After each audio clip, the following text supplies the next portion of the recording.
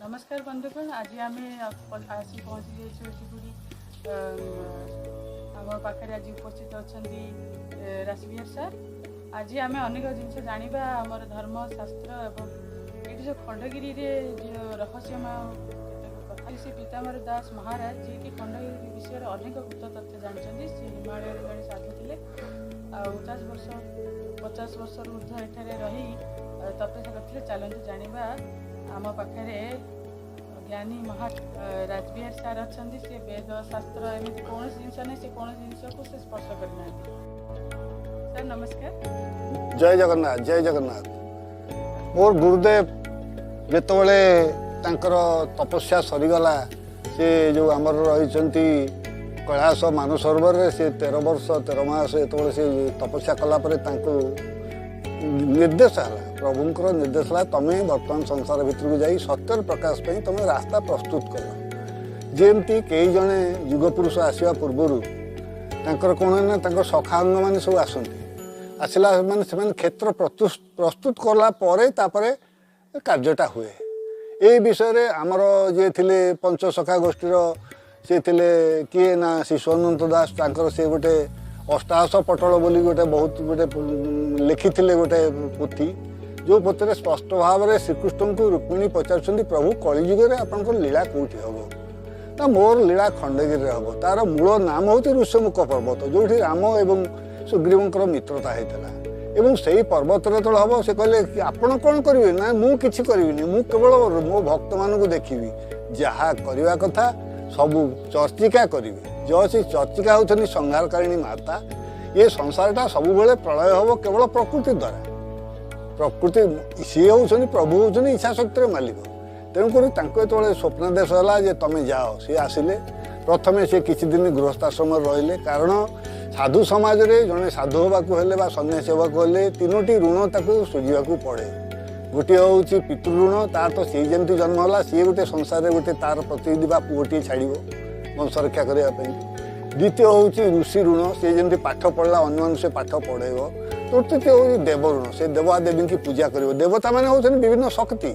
शक्ति के आवाहन करने हम। आम जदि न खाइबा भल खाद्य आम जब खाद्य खाइबा आमर के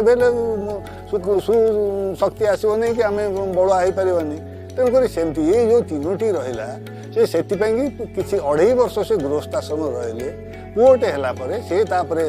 माँ रूप पत्नी की पूजा कर से भिक्षा नहीं जोटा हूँ विधि ता ना जड़े सन्यासी हो पार ना यदि जार पत्नी नथिबो से माठू नब जमी शंकराचार्य करते किंतु जार अच्छी सी कर आस जहाँ फल से पत्नी तांकर देहांत हेले मध्य आउ से पत्नी से विधवा हेबेनि तो विधवा दोष लागोनी कहीं ना स्वामी ताकू फेरे नहीं था स्वामित्व से पुओ रूप में आसी जापर सी आसिले आसला खंडगिरी से कौन करेंगे निर्देश माँ निर्देश है स्वप्न विभिन्न समय निर्देश हुए केवल से नुह विभिन्न समय मो रहा समय 4-5 जन सन्यासी जो मैंने सब हिमालय आसुँच सब कहते आज्ञा ये कमटा हम नहीं से कमटा है नहीं ना आपड़ किए से ना आमको हिमालय साधु समाज आमको पठा जापण पर आए कर्म करने चेत से मैंने सूक्ष्म अंगी से सब जानूले किंतु न जानिबार से सब छलना जी पचारे से बापा मुझे जानी कहीं जो मैंने किसी न जानी सफरी फरफरा जोटा छोट माछ ये गाड़िया बहुत फड़फड़ है जो बड़ माछ से बुड़ी रही है। विश्वकर्म करने आसको अन्य करदेवे ना से तो समस्त धन जानते सिद्ध जोगी आज्ञा आमको या दियो ता दियो गोटे भिकारी दल पहुँचे केते जन आपण जगन्नाथ मंदिर लक्ष लक्ष लोक भिड़ होता भर ज्ञानी के जन अच्छा भक्त यदि 100 जन थे आ 98 जन होती केवल भिखारी प्रभु दियो दियो दियो जहाँकर भक्ति कम केवल मागिबा है गोटे जिनस कि पाइबे कौटू से कहले कर्मर मूल ए जगत प्राणी कर्मरायत कर्मु अधिक जे लोड़ती चोर समान दंड पाती पूर्व अर्जित कर्म फले यह मुझे जाची दिए बड़े। अरे तुम जदि पैसा बैंक अच्छी बैंक मैनेजर को सांगे परिचय हवा दरकार नहीं सी दबा को बाध्य हम तेज तार प्रारब्धर जदि जोग अच्छी तुम जदि से पुण्य अच्छी तुम पाइबा को बाध्य से भगवान कहले कर्मण्यं बाधिकारस्तु माँ फलेषु कदाचन कहीं कहले ना फलटा जो तैयारी करेंगे आम हाथ में कर ताकत ना आमे गोटे घर कले आमको दरकार पड़ुछि टंका सुना ढिकी बग माने इटा बाली पत्थर इत्यादि श्रमिक अनेक जिनस दरकार पड़ुछि किंतु से इच्छा कला मात्र सेटा हे जीवो से होजन इच्छा तापर से खंडगिरी के आसिले खंडगिरी आसला परे तापर से कोन कल ना प्रथमे 1966 मसीह से प्रथम करी एठी माने शून्य यज्ञ पाई कि गोटे छोट गोटे कुंड तैयारी करी सेतरे से आहुति कले गोटे राति रही करी ना नहीं सी रहिले माँ बारभुजा गुफार कले कहीं ये तो अधिष्ठात्री देवी सी ना सेठी रहिले रहा समय से समय ये तत्कालीन जी थे आम अक्षय महांती जी कि सिनेमा स्टार थे सी भी आश्रित होते सी भी सांगे आसी तापर से रात रहिले पताका टी बांधिले से पंचरंगी पताका कि तत्कालीन जो लोक सब थे से एगुड़ा सब बुझी नथिले से राताराति पताका सब उपाड़ी फोपाड़ी देले किंतु कौन एमती घटना घटला जो मैंने सकालू आसी लम लम करते प्रभु आम जानी नथिलु आम एत बड़ भूल कर कौन राति दंड है सेटा से जानते से तो मरीजी गले ये सब अनेक कथा लीला प्रकट हुए अद्भुत अद्भुत जिनस हुए गोटा मनुष्य चिंताधारा ना देखो मोटे छोटिया कथा कहूँ एपटे बांग्लादेश में केत असुविधा है हिंदू मान कि सेपटे देखो मक्का मदीना बुड़ीगला एत वर्षा है भगवान का हाथ में जो मैंने कहते प्रलय मुझे तो कहूँ प्रलय आसीगला कहीं आमर 5 तत्व सरटा तैयारी कीट तेज मरु दम बर्तमान आप देखो प्रतिदिन ए वज्राघात एत लोक मरुले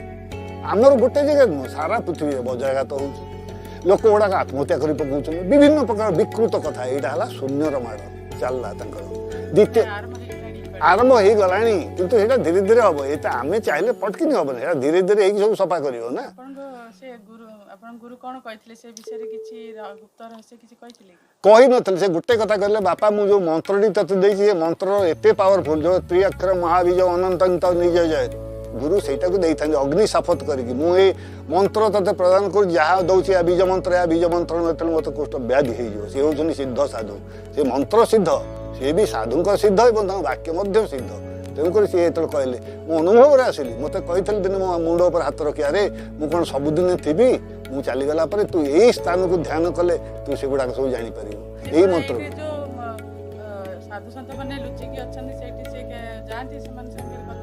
लुचिकी कहीं ना समस्त अच्छा सुखम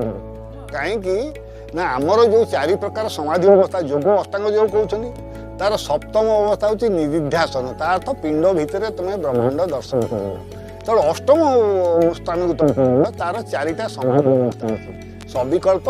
निर्विकल्प संप्रज्ञात असंप्रज्ञात ये गोटे गोटे तार स्तर अच्छी जी ऊपर को पलैब तुम संप्रज्ञात समाधि अवस्था को जीव असंप्रज्ञात है फेर ना जी पूरा पलैब से अवस्था जो था जेकोसी रूप धारण कर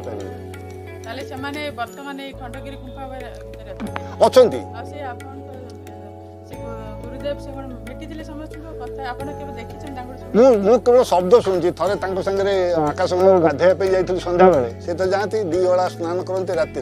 मत बसईदे कि मुझे देखिली 10-12 जन लोक से भितर पहाड़ भितर क्या कथा हो फेरी आसिले मुझे पचारे कहीं ना मुझे जानी जे से दिव्य शक्ति मोर ना मो अजथा प्रश्न कहीं करी कौन कहते कल्कि भगवान आसवे कौन कौन करवा उचित किसी निर्देशन देइथिले कल्कि भगवान सबुठी अच्छा आसवे बोली किसी ना ये जेमती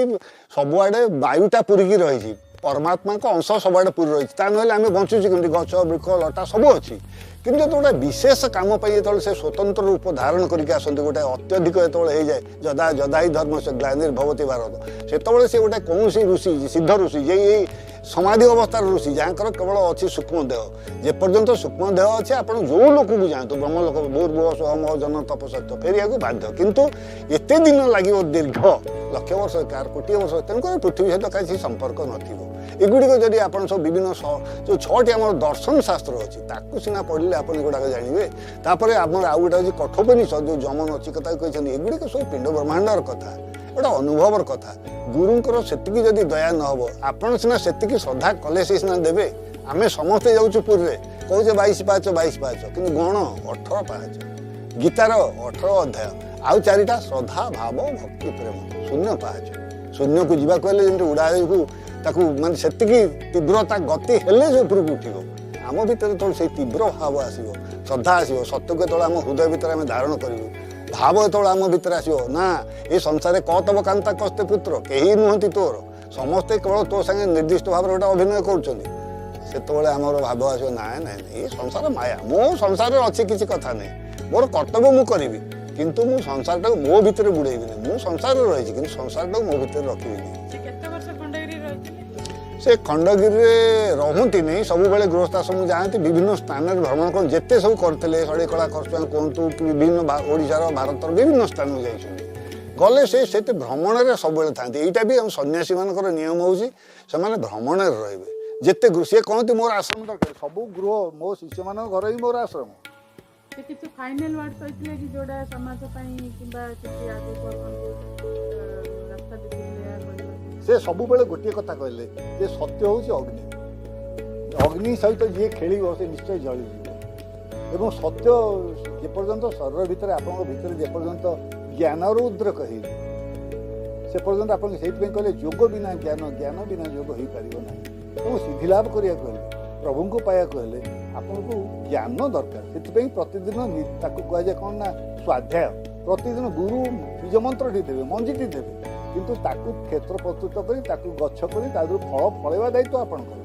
ସେଗୁଡ଼ିକ ତେଣୁକରି ସବୁଦିନେ ଆପଣ ସତ୍ସଙ୍ଗ କରିବେ। ସତ୍ସଙ୍ଗର ଅର୍ଥ ହେଉଛି ସତ୍ ଅର୍ଥ ଅବିନାଶୀ, ସଙ୍ଗ ଅର୍ଥ ଯେଉଁ ଅବିନାଶୀ ହେଲେ ପରମାତ୍ମା, ଯେଉଁଠି ଆତ୍ମା ପରମାତ୍ମାର କଥା ଚାଲିଥାଏ ତାହା ହେଉଛି ସତ୍ସଙ୍ଗ। ସେ 74 ବର୍ଷରେ ଦେହ ତ୍ୟାଗ କଲେ। ସେ ଶୂନ୍ୟ ଯଜ୍ଞ ସେଇ 66 ମସିହାରେ ପ୍ରଥମେ ଆରମ୍ଭ କଲେ। ତାର 4 ବର୍ଷ ପରେ ସିଏ 69 ମସିହାରେ 70 ମସିହାରେ ଆରମ୍ଭ କଲେ ଯେଉଁଟାକ ଆପଣଙ୍କର ଆମର ଯେଉଁଟାକ ବିଷ୍ଣୁ ମହାଯଜ୍ଞ, ଯେଉଁଟାକ ଆପଣଙ୍କ ଅନନ୍ତ ଗୁମ୍ଫା ପାଖରେ ହେଉଛି। ଏ ଦୁଇଟାକ ପ୍ରଥମେ ହେଉଛି ଶୂନ୍ୟ ହେଉଛି ଜଗନ୍ନାଥ ଦାସଙ୍କ ଜନ୍ମଦିନ ରାଧାଷ୍ଟମୀ। ଏବଂ ଆମ ଯେଉଁ ରାଧାକୁଣ୍ଡ ରହିଲା ଖଣ୍ଡଗିରିର ଦକ୍ଷିଣ ଭାଗରେ ସ୍ୱର୍ଣ୍ଣକୂଟ ପର୍ବତରେ, ସେଠୁ ଜଳ ଆସେ, ଯଜ୍ଞଟି ହୁଏ। ତାପରେ ଯେତେବେଳେ ଏଇଟା ହେଲା ତାଙ୍କ ଜନ୍ମଦିନକୁ, ତେଣୁ ଜନ୍ମ ହେଲେ ଗୋଟେ ପିଲା 5 ଦିନ, ତେଣୁ ଏଇ ଯଜ୍ଞଟା 5 ଦିନ। ଆପଣ ଭାଙ୍ଗି ଦେଇଛି କୁଣ୍ଡ, ତ ସେଇଟା ତ 66 ମସିହାରୁ ଚାଲିଛି, କଥା ହେଉଛି ଘଇତା ଅଯୋଗ୍ୟପଣେ ମାଇପ ଶୋଇଛି ସନ୍ତରାବଣୀ। ଆମ ଓଡ଼ିଆ ଜାତି ଯଦି ଜାଗ୍ରତ ନ ହେବେ, ଆମର ଲୋକାଲ ଲୋକ ଯଦି ଜାଗ୍ରତ ନ ହେବେ, ଆମର ଯଦି ଇତିହାସ କ'ଣ ଅଛି କ'ଣ ନାହିଁ ଆମେ ଜାଗ୍ରତ ନ ହେବା। ଆମ ନେତାମାନେ ଏଇଠି ବୁଲୁଛନ୍ତି ଆସି, କିନ୍ତୁ ସେଠି ସେଇ ଯେଉଁ ଜୈନଙ୍କର ଯେଉଁ ଧର୍ମଶାଳାଟି କରୁଛନ୍ତି, ସେମାନେ ଅର୍କିତ ଦାସଙ୍କର ସେଠି ଗୋଟେ ଗାଦି ଅଛି, ତାଙ୍କ ଜାଗା ମାଡ଼ି ବସିଥିଲେ, ହାଇକୋର୍ଟରେ କେସ୍ କଲେ, ସେମାନେ ଜିତିଲେ, କିନ୍ତୁ ଡିମାର୍କେସନ୍ ହେଉନି। ଯଦି ପ୍ରଭାବଶାଳୀ ଲୋକମାନେ ଯଦି ସମାଜକୁ ଭ୍ରଷ୍ଟ କରିବାକୁ ଚାହିଁବେ, ସେମାନଙ୍କର ପତନ ସେତିକିବେଳେ ହେବ ଯେତେବେଳେ ଗୋଟେ ପ୍ରଳୟ ଆସିବ।